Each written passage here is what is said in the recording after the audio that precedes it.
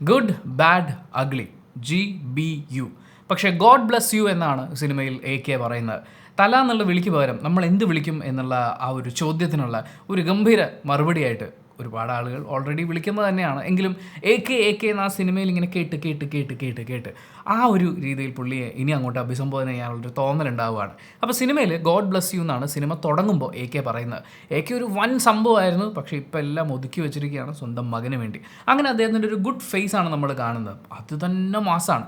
അത് കഴിഞ്ഞ് അദ്ദേഹത്തിൻ്റെ ബാഡ് ഫേസിലേക്ക് വരും, മരണമാസാണ്. അത് കഴിഞ്ഞ് പുള്ളിയുടെ അഗ്ലി ഫേസ് ഉണ്ട്, മാൻ ദാറ്റ്സ് കൊല മാസ്. അങ്ങനെ 3 തട്ടായിട്ടാണ് നമ്മൾ ഈ സിനിമ കാണുന്നത്. സിനിമയിൽ എടുത്തു പറയേണ്ട കുറച്ച് പേരുകൾ.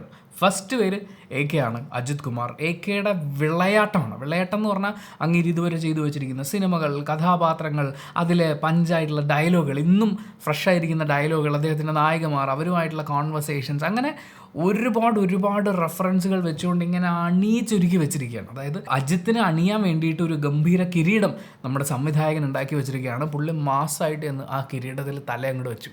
അതാണ് നമ്മൾ ഈ സിനിമയിൽ കാണാൻ അടിപൊളിയായിരുന്നു. ഞാൻ അജിത്തിൻ്റെ ഈ പറയുന്ന ഗംഭീരമായിട്ടുള്ള ചില ഡയലോഗുകൾ ഇങ്ങനെ റീൽസിലൊക്കെ കണ്ടിട്ടുള്ളതല്ലാതെ ചില സിനിമകൾ കണ്ടിട്ടുള്ള സിനിമകളുണ്ട്, പക്ഷേ അദ്ദേഹത്തിൻ്റെ ഭയങ്കര പോപ്പുലർ പല സിനിമകളും കണ്ടിട്ടില്ല. അപ്പം ഞാൻ വിചാരിച്ചിരുന്നത് ചില ഡയലോഗും കാര്യങ്ങളും കേൾക്കുമ്പോൾ എനിക്ക് ചിലപ്പോൾ അതിൻ്റെ ഒരു ഗുട്ടൻസ് പിടികിട്ടില്ല എന്നാണ്. പക്ഷേ എനിക്ക് ഗുട്ടൻസ് പിടികിട്ടാത്ത ഡയലോഗ് പോലും ഈ സിനിമയിലും അത് മാസമായിരുന്നു. അതായത് അജിത്തിൻ്റെ ഇതിന് മുമ്പുള്ള സിനിമകളൊക്കെ വലിയ കാര്യമായിട്ട് കണ്ടിട്ടില്ലാത്ത കുറച്ച് പടങ്ങൾ മാത്രം കണ്ടിട്ടുള്ള ഒരാൾക്കും ഇത് ഇഷ്ടപ്പെടും. നിങ്ങൾക്ക് അജിത് കുമാറിന് ഇഷ്ടമാണെങ്കിൽ തീർച്ചയായും നിങ്ങൾക്ക് ഈ സിനിമ ധൈര്യമായിട്ട് തിയേറ്ററിൽ പോയി കാണാം. ഇനി അത് കണ്ടിട്ടുണ്ടെങ്കിൽ പൂരം എന്നൊക്കെ പറയുന്ന പോലെയാണോ, ഫാൻസൊക്കെ ഇളകി മറിയായിരുന്നു. മാൻ ഒരു ഇഷ്ടപ്പെടുന്ന താരത്തിന് ഒരു ട്രിബ്യൂട്ട് കൊടുക്കാൻ ഒരു സംവിധായകൻ ഇറങ്ങിത്തിരിക്കുക എന്ന് പറഞ്ഞാൽ ഇതിനെ ഒരു ഉദാഹരണമായിട്ട് നമുക്ക് പറയാം. അജിത് കുമാർ ഷോ.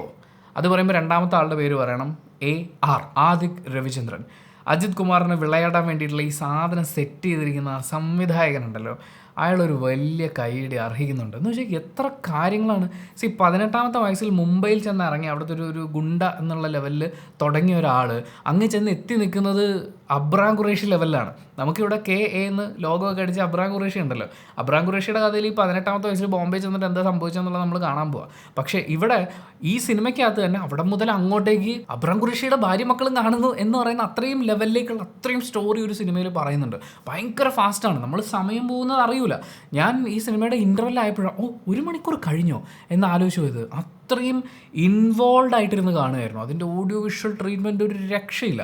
പക്ഷെ അതിനെ ഇങ്ങനെ സ്ക്രിപ്റ്റ് ചെയ്ത് ഉണ്ടാക്കി വെച്ചിരിക്കുന്നത് അജിത് കുമാറിനെ നമ്മൾ ഒരു വലിയ പങ്ക് സ്ക്രീനിൽ കാണുന്നില്ല. അതായത് പുള്ളിയല്ല അഭിനയിക്കുന്നത്, പുള്ളിയുടെ VFX പരിപാടികളൊക്കെയാണ് അവർ ചെയ്തിരിക്കുന്നത്. ഈ ഏജ് കുറയ്ക്കുന്നതല്ല ഞാൻ പറയുന്നത്, വരച്ചുണ്ടാക്കി വെച്ചിരിക്കുന്നതാണ്. സിനിമയുടെ VFX വിഷ്വൽ ഡിപ്പാർട്ട്മെൻറ്റിനെ നമ്മൾ കൈയടി കൊണ്ട് അങ്ങോട്ട് മൂടണം, അതിനും മാത്രമുള്ള പണി നടന്നുണ്ട്. പക്ഷേ ഇത് എഴുതി ഉണ്ടാക്കണ്ടേ, അതൊരു അപാര പരിപാടിയാണ്. ഈ എഴുതി ഉണ്ടാക്കിയതിനെ എക്സിക്യൂട്ട് ചെയ്ത് എല്ലാത്തിനെയും കൂടി മിക്സ് ചെയ്ത് ബ്ലെൻഡ് ചെയ്ത് അത് പാകപ്പെടുത്തി എടുക്കുക എന്ന് പറഞ്ഞാൽ സമ്മതിച്ചു കൊടുക്കണം. AK and AR പൊളിച്ചിട്ടുണ്ട്. ഇനി മറ്റൊരാളും കൂടെയുണ്ട്, അത് AD ആണ്, അർജുൻ ദാസ്. എൻ്റെ പൊന്നു മോനെ, എന്നാ ഒരു സ്റ്റൈലാണ് അയാളെ കാണാൻ. അയാളിലെ അഭിനേതാവിന് എനിക്ക് ഭയങ്കര ഇഷ്ടമാണ്.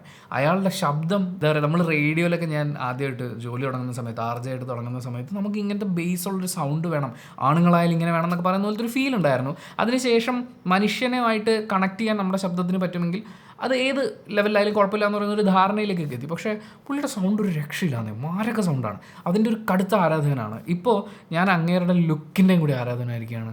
മാൻ, അങ്ങേരെ സ്ക്രീനിൽ കണ്ടുകൊണ്ടിരിക്കാൻ എന്ത് രസമാണ്. അജിത് കുമാറിനെയാണ് അയാൾ ഫൈറ്റ് ചെയ്യുന്നത്. അതായത് 18ാം വയസ്സിൽ മുംബൈയിൽ നിന്ന് സ്റ്റാർട്ട് ചെയ്ത് എല്ലാ ലോകവും വെട്ടിപ്പിടിച്ചിട്ടുള്ള ഒരു വലിയ ഗാങ്സ്റ്റർ, ഒരു വലിയ നെക്സസിൻ്റെ ടോപ്പിൽ നിൽക്കുന്ന ആളാണ്. അയാളെ വെറുപ്പിക്കണം. ഇതെല്ലാം അർജുൻ ദാസ് ചെയ്തിട്ടുണ്ട്. ഗംഭീര പ്രകടനം, ഗംഭീര സ്റ്റൈലിംഗ്, അടിപൊളിയായിട്ടുണ്ട്. അടുത്ത ആൾ GV പ്രകാശാണ്, GVP. യജാതി മ്യൂസിക്കാണ് മാൻ, അടിപൊളിയായിട്ട് ചെയ്തിട്ടുണ്ട്. ഈ പറഞ്ഞ പഴയ പാട്ടുകൾ, അതിൻ്റെ റെഫറൻസുകൾ, അതിൻ്റെ മിക്സുകൾ വരുന്നുണ്ട്. അത് പല രീതിയിൽ, ചിലതൊക്കെ മുമ്പ് കേട്ടിട്ടുള്ളതുമാണ്. അപ്പോൾ അത് ഈ സിനിമയിലേക്ക് വരുമ്പോൾ അതിൻ്റെ ഒരു ഡിഫറൻസ് ഫീൽ ചെയ്യണ്ടേ. ശരിക്കും പറഞ്ഞു കഴിഞ്ഞാൽ നമ്മൾ പണ്ട് കുട്ടിക്കാലത്ത് എപ്പോഴോ കഴിച്ച് ഭയങ്കര ടേസ്റ്റ് ഉണ്ടായിരുന്ന ഐസ്ക്രീമിനെ ഇപ്പോൾ ഒരാൾ പുനരവതരിപ്പിക്കുകയാണ്. അപ്പോൾ അന്നത്തെ അതുപോലെ തന്നെ ഉണ്ടാക്കിയെടുക്കാൻ ചിലപ്പോൾ ആർക്കും പറ്റുമായിരിക്കും. പക്ഷേ ആ സംഭവത്തിന് ഇന്നത്തേത് നമുക്ക് പറയാവുന്ന കാര്യങ്ങളായിട്ട് ബ്ലെൻഡ് ചെയ്ത് അതിന് ഭയങ്കര മനോഹരമായിട്ട് അവതരിപ്പിക്കുക എന്ന് പറയില്ലേ, GV പ്രകാശ് ഒരു രക്ഷയില്ലാതെ ചെയ്തിട്ടുണ്ട്. പിന്നെ ഏറ്റവും രസമായിട്ട് സിനിമയിൽ വർക്കായിട്ടുള്ള വേറെ കുറച്ച് കാര്യങ്ങൾ, ഒന്ന് ഈ പറയുന്ന റെഫറൻസുകളാണ്. അജിത്തിൻ്റെ സിനിമകളാണെങ്കിലും ഡയലോഗുകളാണെങ്കിലും അതിൻ്റെയൊക്കെ റെഫറൻസുകൾ വരുന്നത്, പാട്ടുകൾ വരുന്നത് ഒക്കെ ഭയങ്കര രസമായിട്ടാണ്. പിന്നെ വിഷ്വൽ പരിപാടികൾ, ഞാൻ ഈ പറഞ്ഞ GV പ്രകാശിൻ്റെ മ്യൂസിക്, ഇതിനെയൊക്കെ എന്ത് രസമായിട്ടാണ് അവരതിൻ്റെ വിഷ്വൽ ചെയ്തേക്കുന്നതെന്ന് അറിയോ. ഈ പ്രായം കുറച്ചിട്ടുള്ള അജിത് കുമാറിൻ്റെ സ്ക്രീനിൽ കാണുന്നത് എനിക്ക് ഭയങ്കര ഒരു എക്സ്പീരിയൻസ് ആയിരുന്നു. അതിനെ അവർ ചെയ്തു വെച്ചിരിക്കുന്ന ഒരു രീതിയുണ്ട്, വൃത്തികേടാക്കാതെ വളരെ നീറ്റായിട്ട് അത് ചെയ്തിട്ടുണ്ട്. അതിൻ്റെ കൂടെ പല കാര്യങ്ങളും ഇയാളുടെ പാസ്റ്റും പ്രസൻറ്റിൽ അയാൾ ചെയ്ത ചില കാര്യങ്ങളും ഒക്കെ ഗ്രാഫിക്കലി ഇവർ വരച്ച് ഒരു രീതിയിൽ കാണിക്കുന്നുണ്ട്. അത് ഭയങ്കര രസമായിട്ട് തോന്നുന്നുണ്ട്. അതിൻ്റെയും ഈ റിയൽ സാധനത്തിൻ്റെയും കൂടി ഒരു മിക്സൊക്കെ ആയിട്ട് സംഭവം ഭയങ്കര രസമാണ് കണ്ടുകൊണ്ടിരിക്കാൻ. നമ്മൾ ശരിക്കും മറ്റേ എമ്പുരാൻ സിനിമയുടെ ട്രെയിലർ വന്നപ്പോൾ ഈ സിനിമയിൽ ഇന്നയാളുണ്ടാവും, ഇന്നൊരാളുണ്ടാവും, ഇങ്ങനൊരു ടൈപ്പ് ഉണ്ടാവും എന്നൊക്കെ ഫാൻസ് കുറേ കനവ് കണ്ടിട്ടുണ്ടായിരുന്നു. പക്ഷേ ആ കനവിൽ പലതും കേൾക്കുമ്പോൾ തന്നെ നമുക്കറിയാം അതൊരു മലയാള സിനിമയുടെ ബഡ്ജറ്റിൽ നിൽക്കുന്ന കാര്യമല്ലാന്ന്.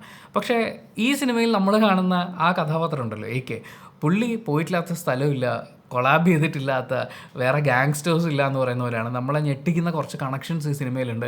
അത് അവർ പ്ലേസ് ചെയ്തിരിക്കുന്നതും ഭയങ്കര ബ്രില്യൻ്റ് ആയിട്ടാണ്. ശരിക്കും പറഞ്ഞാൽ ലൂസിഫർ, എമ്പുരാൻ, ഇനി വരാൻ പോകുന്ന പടം, ഇത്രയും പടത്തിൽ കാണാൻ പോകുന്ന മോഹൻലാലിൻ്റെ ആ കംപ്ലീറ്റ് പരിപാടി ഉണ്ടല്ലോ, ഇത് മുഴുവൻ നമുക്ക് ഈ ഒരൊറ്റ പടത്തിൽ കാണാൻ പറ്റും. പക്ഷേ വേറൊരു പാക്കേജാണിത്. ഭയങ്കര രസമായിട്ട് നമുക്ക് ഇങ്ങനെ സ്ക്രീനിൽ നിന്ന് കണ്ണെടുക്കാതെ നോക്കിയിരിക്കാൻ തോന്നുന്ന രീതിയിൽ. നിങ്ങൾക്ക് അജിത്തിനെ ഇഷ്ടമാണെങ്കിൽ, തീയും പുകയും പടം, വെടിപ്പുക പടം, മാർക്ക് ആൻ്റണിയൊക്കെ കണ്ട് ഇഷ്ടപ്പെട്ടിട്ടുള്ള ആ ഒരു മേക്കിംഗ് ഇഷ്ടമുള്ള ഒരാളാണെന്നുണ്ടെങ്കിൽ ധൈര്യമായിട്ട് നിങ്ങൾക്ക് ഈ സിനിമ തിയേറ്ററിൽ പോയി കാണാം. എന്നെ സംബന്ധിച്ച് ഈ പടം തിയേറ്ററിൽ കാണാനുള്ളതാണ്. ഒരു വൺ ടൈം വാച്ചബിൾ എന്ന് പറഞ്ഞാൽ പോലും ഇത് തിയേറ്ററിലാണ് കാണേണ്ടത്. അല്ലാതെ കണ്ടു കഴിഞ്ഞാൽ എങ്ങനെയായിരിക്കും ഫീൽ ചെയ്യാമെന്ന് എനിക്കറിയില്ല. പിന്നെ ഇതിന് എന്തെങ്കിലും ഒരു വീക്ക് പോയിന്റ് ഉണ്ടോ എന്ന് ചോദിച്ചു കഴിഞ്ഞാൽ അത് ഇതിൻ്റെ കഥയാണ്. കാര്യം കഥയ്ക്ക് ഇതിൻ്റെ അകത്ത് വലിയ പ്രാധാന്യമൊന്നുമില്ല. കഥ എന്ന് പറയുമ്പോൾ ഞാൻ ഉദ്ദേശിക്കുന്നത് ഈ AKയുടെ ഒരു ലൈഫല്ല, ഇയാളുടെ പേഴ്സണൽ ലൈഫിലേക്ക് പോകുമ്പോഴുള്ള സംഭവമുണ്ട്. തൃഷയും ഇയാളുടെ മകനും ഒക്കെ വരുന്ന ആ ഒരു പോർഷനൊക്കെ അത് MGR കാലത്തിലേ ഇരുന്ന്, എങ്ക അപ്പൻ താത്ത കാലത്തിലേ ഇരുന്ന് ഇന്ന് കഥ താൻ ഓട്ടിക്കിട്ടേ ഇருக்கு എന്നൊക്കെ നമുക്ക് പറയാൻ തോന്നുന്ന പോലത്തെ അത്രയും ഏജ് ഓൾഡ് സ്റ്റുപ്പിഡ് കഥയാണ്. സ്റ്റുപ്പിഡെന്ന് ഞാൻ പറയാൻ കാര്യം ഒരു കോമൺ സെൻസും ഇല്ലാത്ത നായിക എന്നൊക്കെ പറഞ്ഞാൽ അങ്ങനത്തെ കുറേ സാധനങ്ങൾ ഈ സിനിമയിൽ വരുന്നുണ്ട്. അതിനെയൊക്കെ നമുക്ക് ഈസി ആയിട്ട് മാറ്റി വെക്കാൻ പറ്റും. കാര്യം ഇപ്പുറത്തെ അജിത്ത് ഇങ്ങനെ നിന്ന് ആടുകയാണ്. കാര്യം നായകൻ ഇതൊക്കെ ചെയ്യണം, ഇതിനു വേണ്ടി നായകൻ്റെ ഒരു ബാക്ക് സ്റ്റോറി ഇങ്ങനെ ആയിരിക്കണം എന്നുള്ള രീതിയിലാണ് അവർ പ്ലാൻ ചെയ്തിരിക്കുന്നത്. അത് വളരെ രസമായിട്ട് വന്നിട്ടുണ്ട്. എന്നെ സംബന്ധിച്ച് എവിടെയൊക്കെയോ അജിത്തിൻ്റെ പടങ്ങൾ എനിക്ക് ഇഷ്ടമാണ്. പുള്ളിയുടെ ബോംബ് സിനിമകൾ എന്ന് വെച്ചാൽ തമിഴ്നാട്ടിൽ വലിയ ഹിറ്റുകളാണെന്ന് പറയുന്നു, പക്ഷേ കേരളത്തിൽ 8 നിലയിൽ പൊട്ടിയിട്ടുള്ളതാണ്. എനിക്കും അത്രേ ആ സിനിമകളെക്കുറിച്ച് ഫീൽ ചെയ്തിട്ടുള്ളൂ. പക്ഷേ അങ്ങേരെ സ്ക്രീനിൽ കാണുമ്പോൾ എന്തോ ഒരു ഇതുണ്ട്. ആ ഇതിനെ നല്ലോണം ആംപ്ലിഫൈ ചെയ്ത് ഏതൊരു ഫാനിനും ഇങ്ങനെ വർഷങ്ങളോളം എന്ന് വെച്ചാൽ ഒരു 10-20 വർഷത്തേക്ക് ഈ സിനിമയിലെ കുറച്ച് വിഷ്വൽസും ചില ഡയലോഗ് സാധനങ്ങളൊക്കെ ഫാൻസിന് ഇങ്ങനെ ഹൃദയത്തിൽ സൂക്ഷിക്കാനുള്ളതുണ്ടെന്ന് എനിക്ക് തോന്നുന്നു. ആൻഡ് ഞാൻ വളരെയധികം എൻജോയ് ചെയ്തിരുന്ന കണ്ട സിനിമയാണ്. പക്ഷേ സിനിമ എന്ന് പറയുന്നത് ഓരോരുത്തർക്കും ഡിഫറൻ്റ് ആണ്. നിങ്ങൾ ഈ സിനിമ തിയേറ്ററിൽ കണ്ട ആളാണെങ്കിൽ നിങ്ങളുടെ അഭിപ്രായങ്ങൾ കമൻറ്റ് ബോക്സിൽ രേഖപ്പെടുത്തുക. കമൻറ്റ് ബോക്സും കൂടി വായിച്ചിട്ട് സിനിമയ്ക്ക് പോകണോ വേണ്ടിയോ തീരുമാനിക്കുന്ന ആളുകളുണ്ട്.